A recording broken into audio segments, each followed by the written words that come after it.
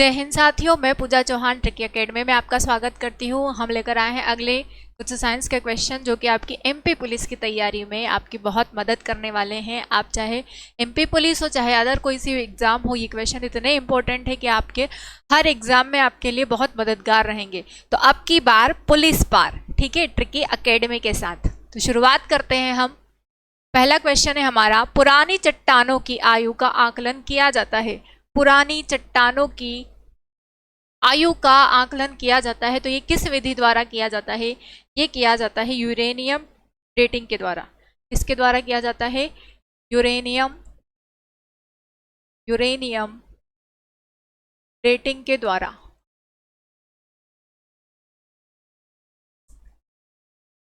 ठीक है, पुरानी चट्टानें जो होती है, पुरानी जितनी भी चट्टानें होती है उनकी आयु का आकलन की वो कितनी पुरानी है, इसकी जानकारी हमको किस विधि द्वारा मिलती है? तो ये यूरेनियम डेटिंग के द्वारा। और जीवाश्मों की आयु का पता लगाने के लिए हम कार्बन डेटिंग का प्रयोग करते हैं। ठीक है, पिछली क्लास में हमने आपको बताया था। नेक्स्ट क्वेश्चन है, खाद्य पदार्थों को खराब होने से बचाने के लिए प्रयोग किया जाता है। जितने भी टाइप के जो बेकरी प्रोडक्ट होते हैं उनको खराब होने से बचाने के लिए जो प्रयोग किया जाता है वो क्या होता है? तो वो होता है बेंजोइक अम्ल। बेंजोइक अम्ल।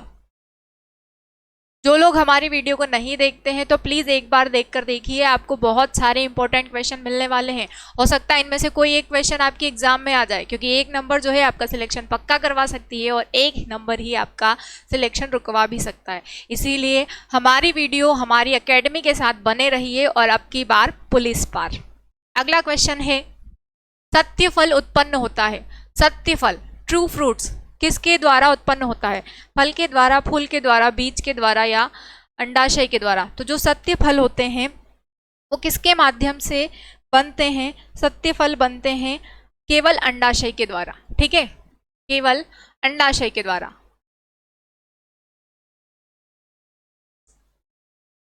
मतलब कि जो भी इसमें परागण की प्रक्रिया होती है वो डायरेक्ट अंडाशय में ही होती है, तो ये सत्य फल कहलाते हैं। अगला प्रश्न है आपका, असत्य फल उत्पन्न होते हैं। असत्य फल कहाँ से उत्पन्न होते हैं? फल से, मतलब अंडाशय से, फूल से, बीज से, या फिर फूल से, बीज से, अंडाशय से, या फिर पुष्प के अन्य भागों से। तो देखिए, असत्य फल जो होते हैं ये अंडाशय के साथ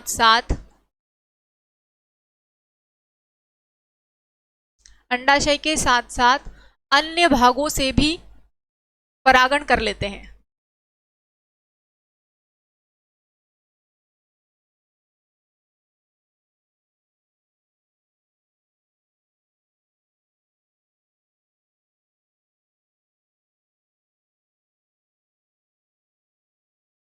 परागण, या जिसको हम कहते हैं निषेचन की प्रक्रिया कर लेते हैं। निषेचन,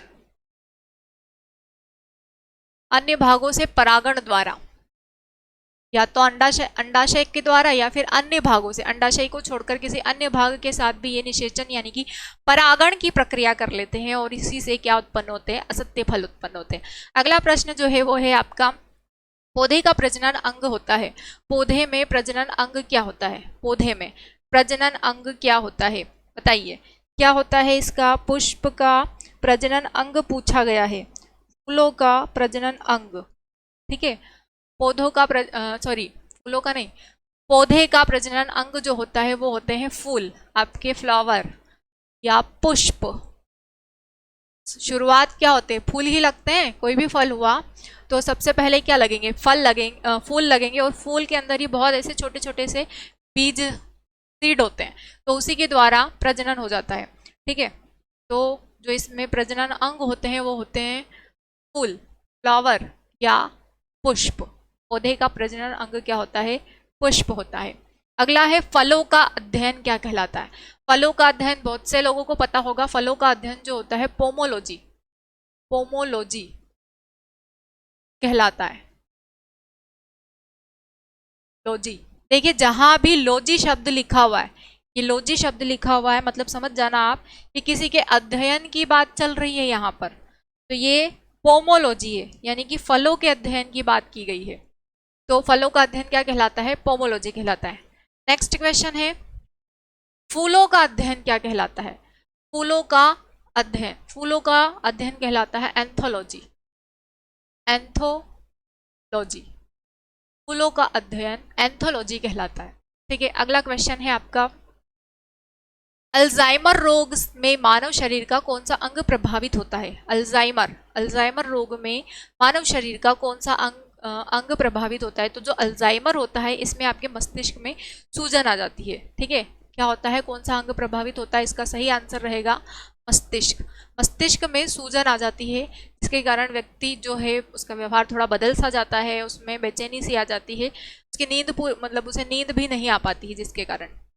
अगला प्रश्न है आपका, इत्र की तीखी गंध अथवा सुगंध की पहचान मस्तिष्क के किस भाग द्वारा होता है? देखिए, मस्तिष्क के 3 भाग होते हैं जनरली। पहला जो होता है वो होता है अग्र मस्तिष्क, दूसरा होता है मध्य मस्तिष्क और तीसरा जो होता है पश्चिम मस्तिष्क होता है।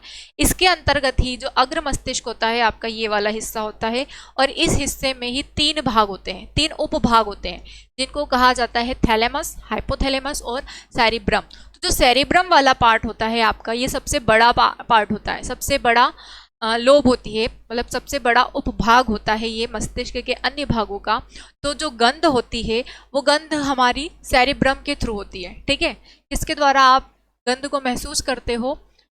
सेरिब्रम, सेरिब्रम, या इसको प्रमस्तिष्क भी कहते हैं, प्रमस्तिष्क, इंग्लिश में इसको सेरिब्रम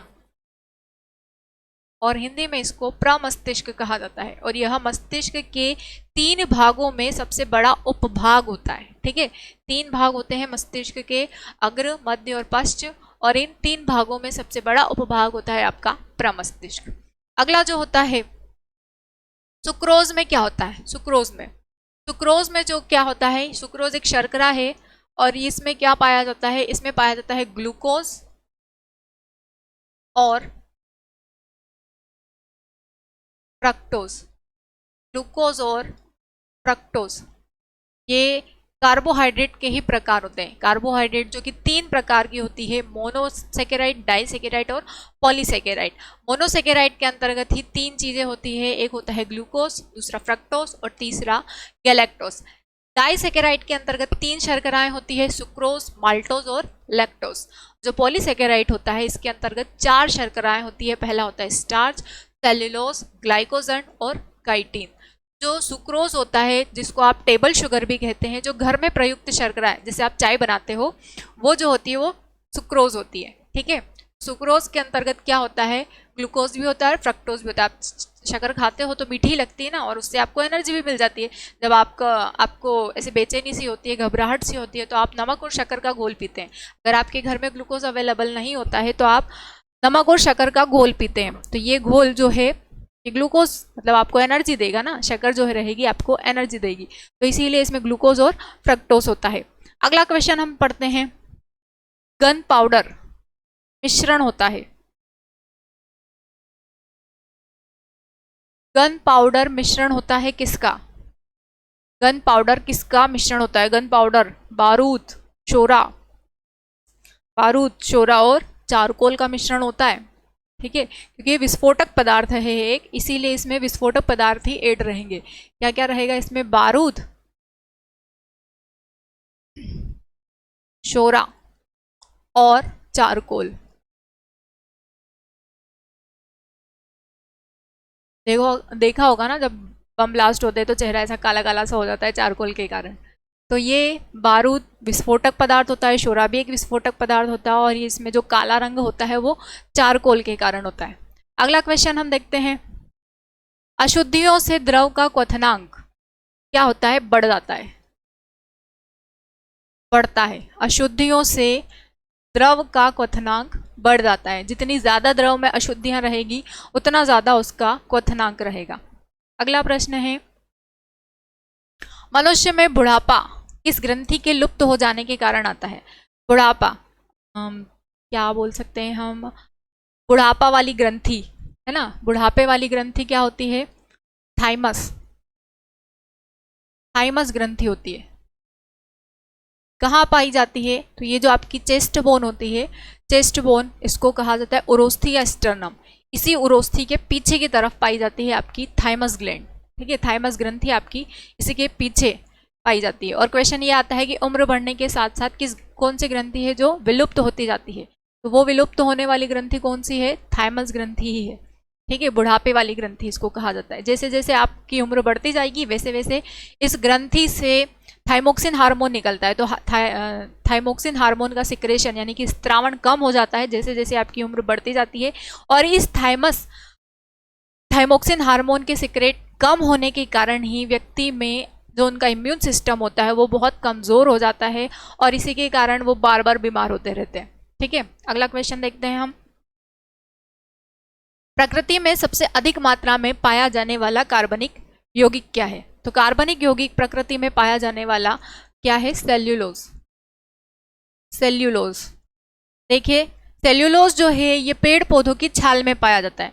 और आपने देखा ही होगा हमारे आसपास पूरे वातावरण में, पूरे एटमॉस्फेयर में कितने सारे प्लांट हैं, कितने सारे पादप हैं।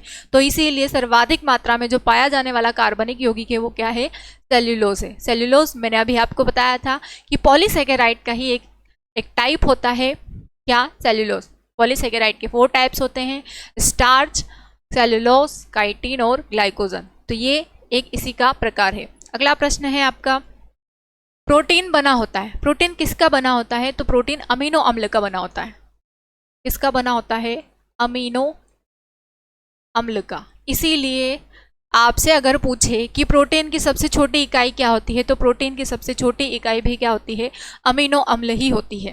प्रोटीन की सबसे छोटी इकाई अमीनो अम्ल। आपसे पूछे कितने अमीनो अम्ल मिलकर एक प्रोटीन बनाते हैं, तो 20 अमीनो अम्ल मिलकर एक प्रोटीन बनाते हैं। ठीक है, इसीलिए इसको 20 एंटा भी कहा जाता है।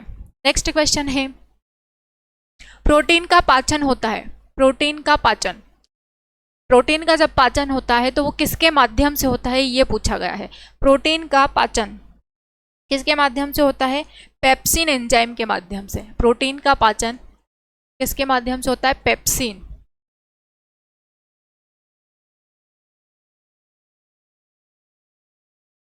पेप्सिन एंजाइम के द्वारा ही प्रोटीन का पाचन होता है। इसमें क्या होता है, जो प्रोटीन होता है वो किस में बदल जाता है? पेप्टोन में बदल जाता है, और पेप्टोन फिर किस में बदल जाता है? पेप्टोइड अम्ल में। ठीक है, तो प्रोटीन का पाचन किसके द्वारा होता है? पेप्सिन एंजाइम के द्वारा। और किस अंग में होता है? तो ये होता है कहाँ पर? अमाशय में। ठीक है, अमाशय, अमाशय में जो होगा ये क्या कहलाएगा? इसका आंशिक पाचन कहलाएगा। अमाशय में आंशिक पाचन।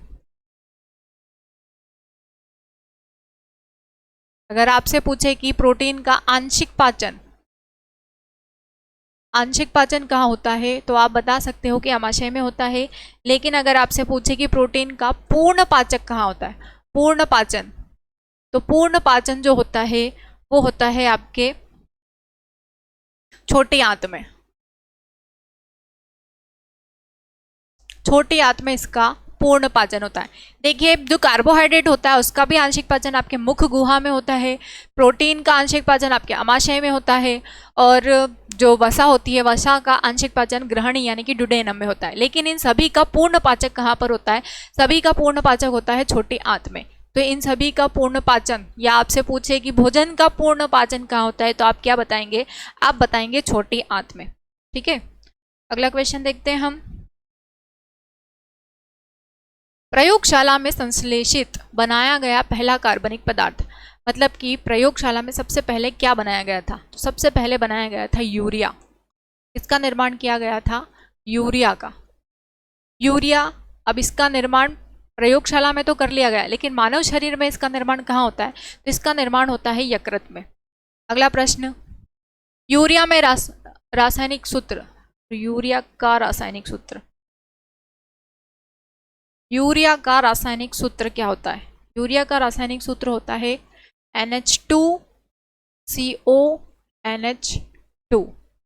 ये इसका फॉर्मूला होता है, केमिकल फॉर्मूला किसका? यूरिया का।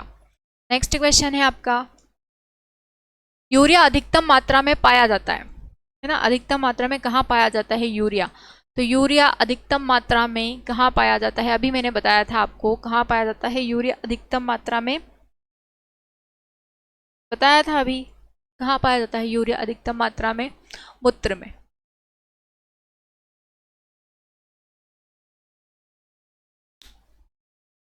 मूत्र में। अगला प्रश्न है आपका, शरीर में यूरिया किस अंग में बनता है? देखिए अभी मैंने आपको बताया था कि कहाँ बनता है यूरिया, शरीर में यकृत में, यकृत में ही यूरिया का निर्माण होता है। फिर किडनी में उसको छाना जाता है और उसमें से यूरिन को अलग कर लिया जाता है। अगला प्रश्न है, मूत्र दुर्गंध देता है, किसके कारण दुर्गंध देता है? तो ये यूरिया के कारण ही दुर्गंध देता है, यूरिया के कारण। लेकिन अगर आपसे पूछे कि मूत्र में दुर्गंध किस किस पिगमेंट, किस तत्व के कारण आती है, तो वो आती है यूरोक्रोम के द्वारा। ठीक है, यूरिन में जो गंध आती है उसका कारण है यूरोक्रोम, सॉरी यूरोक्रोम के कारण तो उसका रंग पीला होता है, यूरिन का रंग पीला होता है यूरोक्रोम के कारण, लेकिन जो गंध आती है वो किसकी आती है? वो अमोनिया की आती है। नेक्स्ट क्वेश्चन है आपका, दूध का पीएच मान, दूध का पीएच मान कितना होता है? 6.4 होता है। तो इसका नेचर कैसा हो गया? इसका नेचर यानी कि इसकी प्रकृति कैसी हो गई? इसकी प्रकृति हो गई अम्लीय, या आप बोल सकते हैं दुर्बल अम्लीय। ठीक है, दुर्बल अम्लीय। पीएच स्केल तो सभी को पता ही होगी। पीएच स्केल की खोज की गई थी सोरेनसन के द्वारा, और पीएच स्केल में 0 से लेकर 6.9 तक का जो मान होता है वो अम्ल कहलाता है, और 7.1 से लेकर 14 तक का जो मान होता है वो कहलाता है क्षार। लेकिन जो 7 रहेगा वो उदासीन यानी कि न्यूट्रल रहेगा। और उदासीन किसका होता है? तो वो वर्षा के जल का या अशुद्ध जल का पीएच मान होता है। ठीक है, तो जितना भी ये है, कितना दे रखा है? 6.4 है। तो इसमें भी 0 से लेकर 3 तक की जो वैल्यू रहेगी, या 2.9 तक की जो वैल्यू रहेगी, वो प्रबल अम्ल कहलाता है, और उससे ज़्यादा दुर्बल अम्ल कहलाता है। इसी तरीके से 7.1 से लेकर 10 तक की जो वैल्यू रहेगी वो दुर्बल क्षार कहलाएगी, और 11 से लेकर 14 की जो वैल्यू रहेगी वो प्रबल क्षार कहलाती है, मतलब बहुत ज़्यादा स्ट्रॉन्ग बेस कहलाएगा। ठीक है, तो इसका नेचर कैसा हो गया? दुर्बल अम्लीय। अगला प्रश्न देखते हैं हम, दूध के प्रोटीन को पचाने वाला एंजाइम, दूध के प्रोटीन को पचाने वाला एंजाइम होता है रेनिन, रेनिन। ठीक है, और आपसे पूछा जाता है कि बच्चों में सर्वाधिक मात्रा में पाया जाने वाला एंजाइम कौन सा होता है? तो सर्वाधिक मात्रा में पाया जाने वाला एंजाइम कौन सा होता है? वो होता है रेनिन। क्यों? क्योंकि जो बच्चे होते हैं 6 माह तक के बच्चे, वो पूरी तरीके से दूध पर ही निर्भर रहते हैं, और वो दूध ही पीते हैं अपने भोजन, अपने पोषण के रूप में। तो वो दूध तो पी लेते हैं, लेकिन कुछ बच्चे क्या है, दूध निकाल देते हैं। तो कुछ लोग क्या बोलते हैं कि जो उनकी मम्मी है वो ज़्यादा गीले में काम कर रही होगी, ठंडे में काम कर रही होगी, जिसके कारण वो दूध इस तरीके से निकाल रहे, जबकि ऐसा कोई इसका रीज़न नहीं होता है। जब बच्चे का रेनिन एंजाइम पूरी तरह, मतलब बच्चे का दूध पूरी तरीके से पच नहीं पाता है, तो वो बाहर कर देता है, और वो बाहर किसके फॉर्म में करता है? रेनिन एंजाइम के कारण दही के रूप में बदल देता है। दूध को दही के रूप में बदलने का काम कौन करता है? रेनिन एंजाइम करता है। ठीक है, तो बच्चों में 6 माह तक के बच्चों में सर्वाधिक मात्रा में पाया जाने वाला एंजाइम कौन सा होता है? रेनिन। नेक्स्ट आपका क्वेश्चन है, दूध की शुद्धता मापी जाती है, किसके द्वारा मापी जाती है? लैक्टोमीटर, लैक्टोमीटर, लैक्टोमीटर के द्वारा ही दूध की शुद्धता मापी जाती है।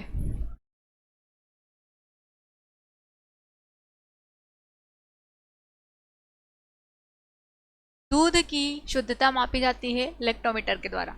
अगला जो प्रश्न है वो है आपका, PLC 10% का व्यापारिक नाम क्या है? इसका व्यापारिक नाम जो है वो है गेमेक्सिन, गेमेक्सिन,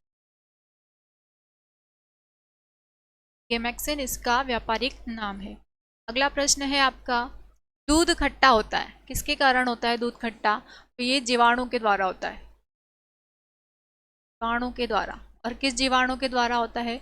जीवाणु का नाम है लैक्टोबैसिलस बैक्टीरिया, लैक्टोबैसिलस बैक्टीरिया। जब दूध खट्टा हो जाता है तो वो दही में परिवर्तित हो जाता है, और वो किसके कारण होता है? लैक्टोबैसिलस बैक्टीरिया के कारण। अगला प्रश्न है आपका, पेनिसिलिन क्या है? पेनिसिलिन क्या है? पेनिसिलिन एक एंटीबायोटिक है। क्या है? एंटीबायोटिक, एक एंटीबायोटिक है। ठीक है, पेनिसिलिन। नेक्स्ट क्वेश्चन है आपका, अंडे में प्रोटीन पाया जाता है। अंडे में प्रोटीन किस भाग में पाया जाता है? तो जो उजला हुआ भाग होता है, सफ़ेद भाग होता है, सफ़ेद या उजला भाग, उसमें प्रोटीन पाया जाता है।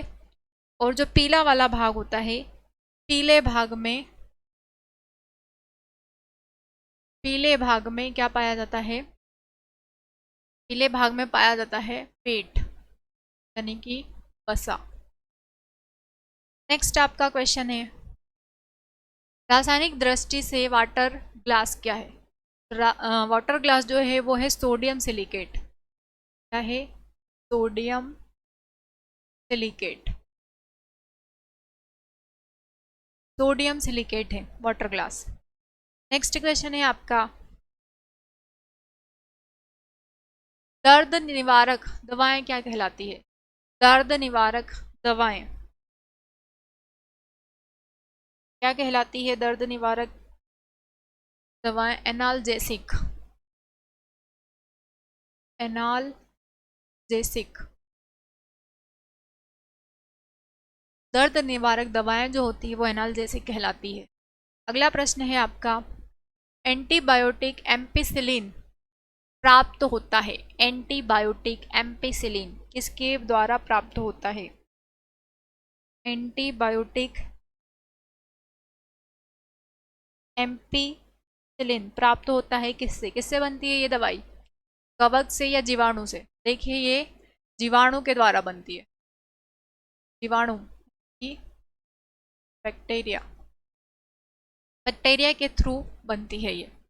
नेक्स्ट आपका क्वेश्चन है, हाइड्रोजन से सर्वाधिक मिश्रित तत्व है? क्या होता है हाइड्रोजन से? देखिए आपने बहुत सारे एसिड वगैरह के नाम सुने होंगे, सभी के फॉर्मूले क्या होते हैं? जैसे हाइड्रोक्लोरिक एसिड HCl हो गया, सल्फ्यूरिक एसिड H2SO4, इसमें नहीं है कार्बन।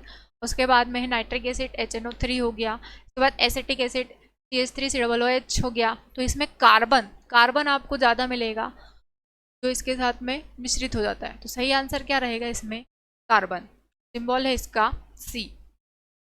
नेक्स्ट आपका क्वेश्चन है, पुराने तेल चित्रों के रंगों को फिर से उभारने के काम आता है? पुराने तेल चित्रों को फिर से उभारने के काम आता है। आपने देखा होगा ना कि बहुत सारे लोग ऐसे गली गली में घूमते रहते हैं कि कुछ ऐसा लिक्विड सा लेकर घूमते रहते हैं और बोलते हैं कि लो हम ऐसी आकृति बनाकर दिखाते हैं। तो वो इस तरीके से स्प्रे कर देते हैं, उनके रुमाल पर पहले से इस आकृति बनी रहती है, पर वो जैसे ही वो स्प्रे छिड़कते हैं तो वो और अच्छा दिखाई देता है। तो हम लोग बोलते हैं अरे जादू हो गया। जादू नहीं होता है वो, या वो स्प्रे का कोई कमाल नहीं होता है। वो पुरानी पहले ही ऑयल से वहाँ पर पेंटिंग बना दी जाती है और उसके बाद में उसके ऊपर छिड़क दिया जाता है हाइड्रोजन परऑक्साइड। तो आपको वो बेवकूफ़ बनाने का काम करते हैं। क्या आएगा इसमें? Hydrogen peroxide. Hydrogen peroxide.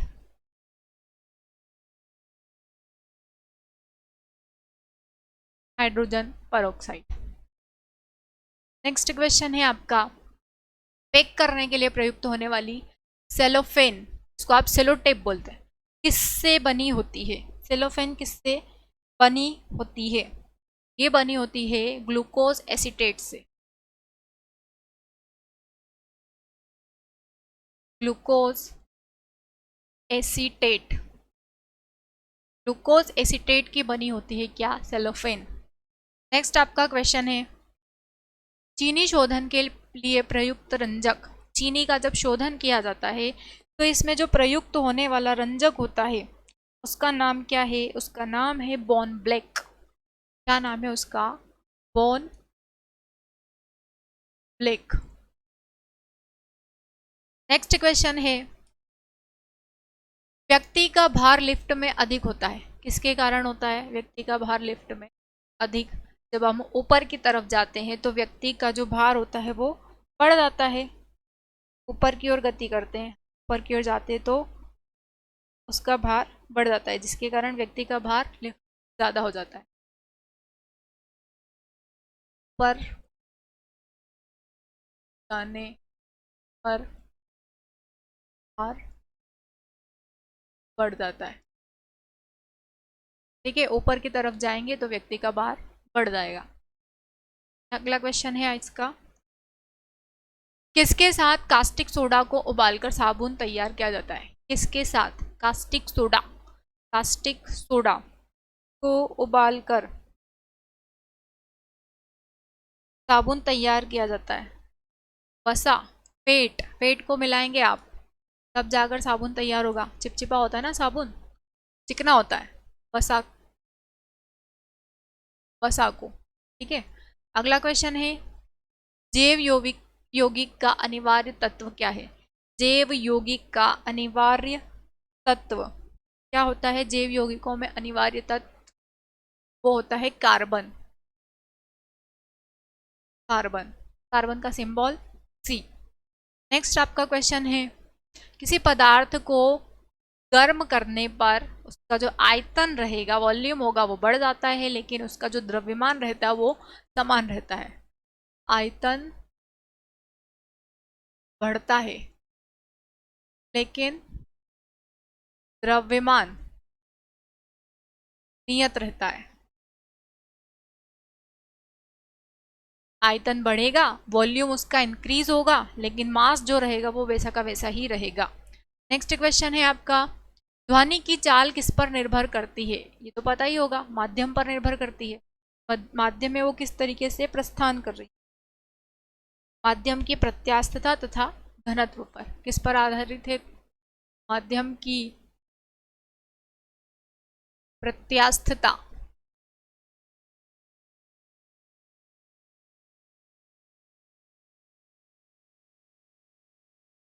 तथा घनत्व पर। ठीक है, ध्वनि की चाल जो होती है वो माध्यम की प्रत्यास्थता तथा घनत्व पर निर्भर करती है। नेक्स्ट क्वेश्चन है, कार्बन डाइऑक्साइड गैस की प्रकृति क्या होती है? तो देखिए, कार्बन डाइऑक्साइड की जो प्रकृति होती है वो होती है अम्लीय, एसिडिक। आप कोल्ड ड्रिंक वगैरह पीते हो, उसमें एसिड ही तो होता है, झाग झाग के रूप में उत्पन्न हो जाता है। आप जैसे ही कोल्ड ड्रिंक की बोतल खोलते हो ऊपर उड़ जाता है, वो झाग रहता है, वो क्या होता है? वो कार्बन डाइऑक्साइड रहता है। और कार्बन डाइऑक्साइड मतलब जो कोल्ड ड्रिंक होता है उसमें क्या होता है? एसिड होता है, एसिडिक होती है उसकी वैल्यू, तो इसीलिए इसकी प्रकृति कैसी हो गई? एसिडिक या अम्लीय। नेक्स्ट क्वेश्चन है, कार्बन मोनोऑक्साइड CO गैस की प्रकृति क्या होती है? तो देखिए, कार्बन मोनोऑक्साइड जो होता है ये उदासीन होता है। कार्बन मोनोऑक्साइड को साइलेंट किलर गैस भी कहा जाता है। इसकी प्रकृति कैसी होती है? उदासीन। और इसे क्या कहा जाता है? साइलेंट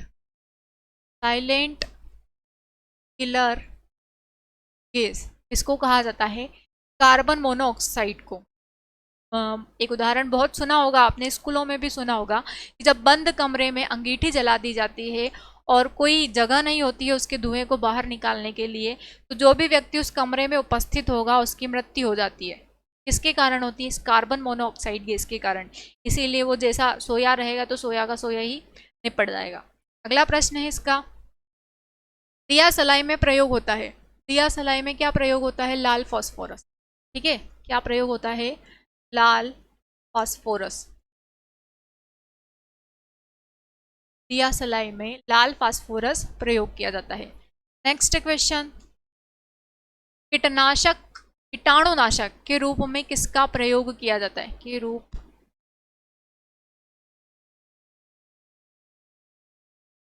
कीटाणुनाशक के रूप में किसका प्रयोग किया जाता है? तो पता ही होगा, बहुत से लोगों को पता होगा। इसका प्रयोग किया जाता है DDT और विरंजक चूर्ण का। क्या आएगा? DDT व विरंजक चूर्ण का। कीटनाशक नहीं, कीटाणुनाशक के रूप में किसका प्रयोग होता है? तो DDT। इसको लाल दवा भी मतलब बोल सकते हैं हम, कीटाणु के लिए प्रयोग की जाती है। अगला है, साबुन बनाने की प्रक्रिया कहलाती है सेपोनिफिकेशन या सेपोनीकरण, है ना, सेपोनीकरण कहलाती है। सेपोनीकरण।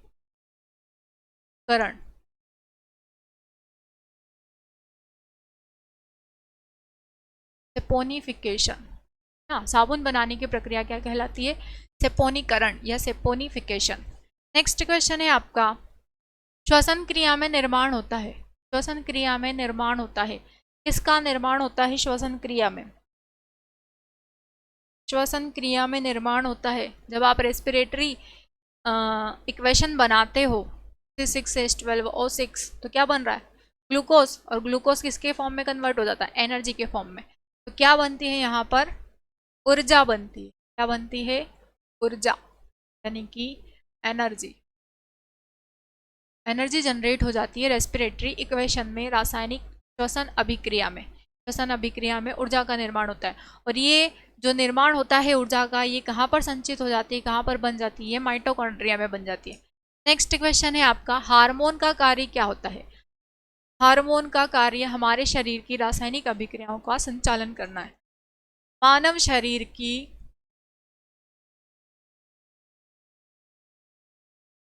रासायनिक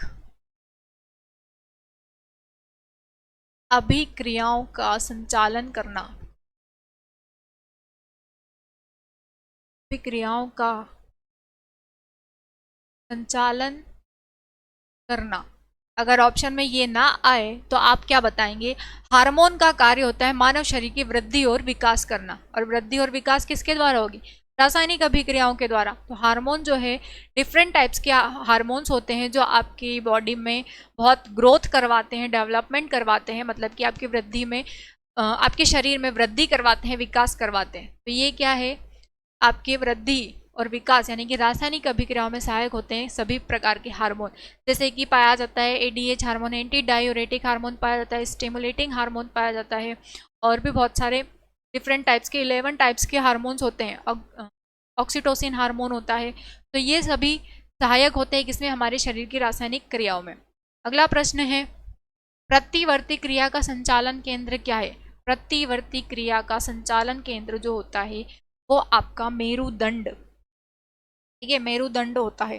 प्रतिवर्ती, प्रतिवर्ती यानी कि प्रत्येक क्रिया के विपरीत क्रिया क्या होता है, मेरुदंड। मेरुदंड होता है, मतलब कि आपके शरीर में कुछ क्रियाएं हो रही है तो उसका जो सिग्नल है वो आपके ब्रेन तक भेजने का काम किसका होता है, आपके स्पाइनल कॉर्ड यानी कि मेरुदंड, यानी कि रीढ़ की हड्डी का होता है। जैसे कि आपके पैर में चोट लग गई है तो ये चोट का जो दर्द हो रहा है पहले आपके मेरुदंड में जाएगा यानी कि स्पाइनल कॉर्ड में जाएगा, और उसी के थ्रू आपके ब्रेन में जाएगा, फिर आप उसकी जो भी प्रतिक्रिया होगी वो करेंगे। तो ये क्या कहलाता है, मेरुदंड प्रतिवर्ती क्रिया का संचालन केंद्र कहलाता है। अगला प्रश्न है आपका, ऑटोमोबाइल के हाइड्रोलिक ब्रेक कार्य करते हैं किसके नियम पर कार्य करते हैं, किसके नियम पर कार्य करते हैं, ये पूछा गया है। तो ये पास्कल के नियम पर कार्य करते हैं। पास्कल,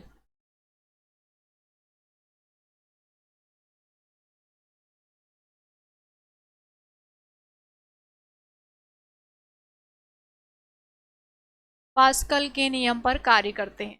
नेक्स्ट क्वेश्चन है आपका, और ये लास्ट क्वेश्चन है आज की क्लास का, कॉर्क प्राप्त होता है।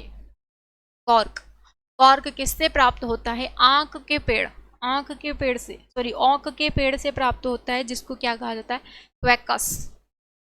कॉर्क किससे प्राप्त होता है, औंक के पेड़ से, औंक, या जिसको कहा जाता है क्वैकस के पेड़ से। अब इसमें बहुत सारे तो ऐसे क्वेश्चन होंगे जो कई सारे लोगों को आते होंगे, और बहुत से ऐसे क्वेश्चन होंगे जिन्हें आपने पहली बार पढ़ा होगा। तो आप किसी भी वीडियो को, मतलब ट्रिकी एकेडमी से जो वीडियो आप अपलोड की जा रही है, आप किसी भी वीडियो को नज़रअंदाज ना करें। हो सकता है इसमें से कुछ क्वेश्चंस आपके पेपर में आ जाए, तो प्लीज़ हमारे चैनल को ज़्यादा से ज़्यादा लाइक करें, शेयर करें, सब्सक्राइब करें। जय हिंद, अब की बार पुलिस पार।